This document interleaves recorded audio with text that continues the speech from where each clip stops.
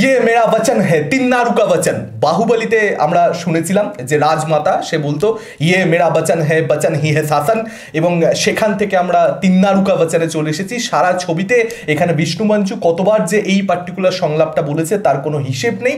এখন এই ছবিটা বিষ্ণু মঞ্চুর কিরকম হলো কানাপ্পা। দেখুন এই ছবিটার যেটা গল্পটা, যেটা আইডিয়াটা ছিল, সেটা কিন্তু অ্যাকচুয়ালি ভীষণ ভীষণ ভালো, খুব ভালো একটা ছবি কিন্তু হতে পারতো। রাজামৌলির মতন কোনো পরিচালক যদি এই সাবজেক্টটাকে নিয়ে কাজ করতো, কথার কথা আমি বলছি, এটা কিন্তু সত্যি ভালো ছবি হতে পারতো। কারণ একজন নাস্তিক মানুষ সে কিভাবে ঈশ্বর বিশ্বাসী হয়ে উঠছে, প্রবলভাবে সে ঈশ্বরকে ভালোবেসে ফেলছে নাস্তিকতার থেকে বেরিয়ে এসে, সেই জার্নিটাকে নিয়ে হচ্ছে ছবিটা। এবার সেটা কিন্তু খুব ফ্যাসিনেটিং কিছু হতে পারতো, মানে যদি অ্যাকচুয়ালি অডিয়েন্সকে ফিল করানো যেত এই ট্রান্সফরমেশনটা, কিছু ইভেন্ট দেখানো হচ্ছে এবং সেই ইভেন্টের মাধ্যমে সে কিছু ফিল করছে, সেখান থেকেও তার মধ্যে চেঞ্জটা আসছে, সেই চেঞ্জটা যদি বুঝতে পারতাম, সত্যিকারে রেজনেট করতে পারতাম ক্যারেক্টারটার সঙ্গে, তাহলে কিন্তু এই ছবিটা অ্যাকচুয়ালি ভালো রিভিউজ পেতে পারতো, পাবলিকের মধ্যে ওয়ার্ড অফ মাউথ বেশ ভালো হতো। এই ক্লাউনের মতন যে পাবলিক এখন ছবিটাকে ট্রিট করছে, এই ছবিটা কিন্তু সেক্ষেত্রে ক্লাউন হয়ে উঠতো না। অ্যাকচুয়ালি কিন্তু সাবজেক্টের মধ্যে যথেষ্ট পোটেনশিয়াল ছিল। মানে এখানে যেভাবে আমরা দেখতে পাচ্ছি, মেকাররা প্রথম দিনই ঘোষণা করে দিচ্ছে ইন্ডাস্ট্রি হিট হয়ে গেছে। সমস্ত যারা রিভিউয়ার সোশ্যাল মিডিয়াতে কাজ করে, হিন্দির আপনারা দেখে দিন, তারা রীতিমতন খিল্লি করছে, কারণ মেকাররা বলেছে যে বাজে রিভিউজ দিলে স্ট্রাইক দিয়ে দেবো। এই সমস্ততে মনোযোগ না দিয়ে মেকাররা যদি একটু সাবজেক্টটাকে তার ফুলেস্ট পোটেনশিয়ালে যদি নিয়ে যাওয়ার কথা ভাবতো, সেক্ষেত্রে এটা ম্যাজিক করতে পারতো। তো সেটা একেবারেই হয়নি। ইনফ্যাক্ট আমি বলছি শুধুমাত্র এই আইডিয়াটার উপরে যে ছবিটা দাঁড়িয়েছিল তা নয়, তার সঙ্গে সঙ্গে আরও একটা খুব ভালো আইডিয়া ছিল, যেটা একদম শেষ ভাগে আর কি সেই আইডিয়াটার সঙ্গে ছবির মধ্যে ডিল করা হয়েছে, যে যারা ভক্তিভাব রয়েছে যাদের মধ্যে, যারা ঈশ্বর বিশ্বাসী, তাদের মধ্যে একটা চরমপন্থী মনোভাব আছে যে আমি যেভাবে ঈশ্বরের আরাধনা করছি সেটাই হচ্ছে প্রপার ওই ঈশ্বরের আরাধনা করবার।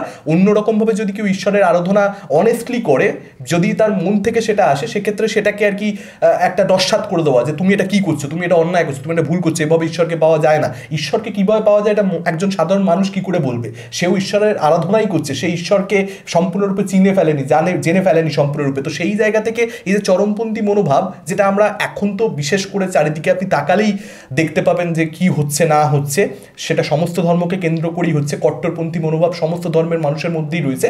তো সেটাকে অ্যাড্রেস করেছে, সেটা কিন্তু অ্যাকচুয়ালি ইন্টারেস্টিং ছিল, কিন্তু সেটা মানে সেই অ্যাসপেক্টটা সম্পূর্ণরূপে যে ফ্লেশড আউট হয়েছে সেটা নয়। অনেকেই ছবিটা দেখে সেটা কিন্তু খুব একটা কানেক্ট করতে পারবে যে, বা পরিচালক সেটা বলতে চাইছে সেটা ধরতেই পারবে না, তার কারণ ডিরেক্টর ভালোভাবে প্রেজেন্টই করতে পারে। আর ছবিটা ভিজুয়ালি প্রচণ্ড বাজে, মানে আজকের দিনে এগুলো জাস্ট চলে না। মানে এরকম যদি আপনি ডেলিভার করবেন তাহলে সেটা অ্যাট দি ফার্স্ট প্লেস বানানোই উচিত না।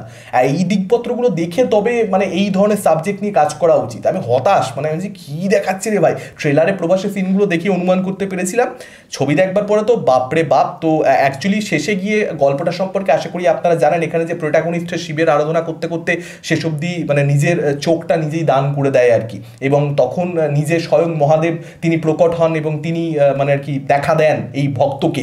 তো সেটাকে কেন্দ্র করে যেহেতু ছবিটা, আমার লাস্টে মনে হচ্ছিল যে এই যেরকম চোখ খুলে ফেলেছে নিজের, আমারও নিজের চোখ খুলে ফেলতে ইচ্ছা করছে ছবিটা দেখতে দেখতে, এতটাই মানে আর কি মানে ভিজুয়ালি অসাধারণ। আর ছবিটাকে জোর করে লার্জার দ্যান লাইফ বানানোর প্রচেষ্টা করেছে, অ্যাকশন ট্যাকশন বোঝা যাচ্ছে যে একটা সাবজেক্ট ছিল সেটার মধ্যে আর কি জোর করে আর কি এই সমস্ত জিনিসপত্র প্রেম টেম ঢুকিয়ে, গান ফান, প্রচুর গান ছবির মধ্যে, মুহূর্তে মুহূর্তে গান চলে আসছে, যে কোনো কথায় গান চলে আসছে, হঠাৎ করে গাওয়া আরম্ভ করছে, এবং সেই সময় মানে সহ্য করা ছবিটা কিন্তু প্রবলেমই হয়ে যাচ্ছিল।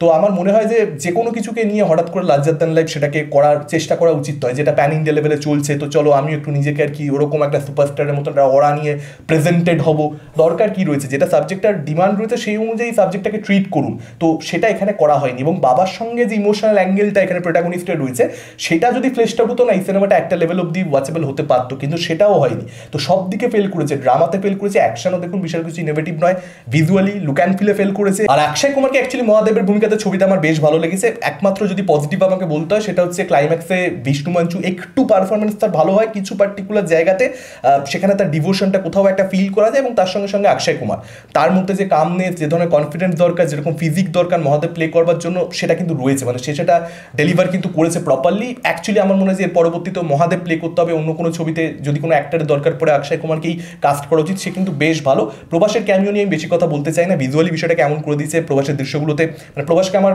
ভালো লাগেনি এই ছবিতে, ট্রেলার দেখে আমার ভয় লাগছিল, এবং সেটা ছবিতে একদম প্রমাণিত হয়ে গেছে। এবং তার সঙ্গে সঙ্গে মোহনলাল, আমি বলবো প্রবাসের থেকে মোহনলালের ক্যামিওটা একটু বেটার, খুব বেশি ভালো কিছু নয় বা খুব বেশি খুনের জন্যও নয়, তবে মোহনলালের একটু বেটার, আমি বলবো একটু বেটার সেটাকে ডিল করা হয়েছে। এবার ছবিটা মানে কিছু হয়নি, মানে অনেক কিছু হতে পারতো ছবিটা, কিন্তু কিছুই অ্যাকচুয়ালি হয়নি। আপনাদের মতামত কি, যারা ছবিটা দেখেছেন ডেফিনেটলি কমেন্ট করে আমাদেরকে জানাতে পারেন। ভিডিওটা ভালো লাগলে লাইক করতে পারেন, শেয়ার করতে পারেন, আমাদের চ্যানেল নতুন হলে চ্যানেলটাকে অবশ্যই সাবস্ক্রাইব করতে পারেন। আজকের মতন টাটা, চোখ রাখুন পরবর্তী ভিডিওতে।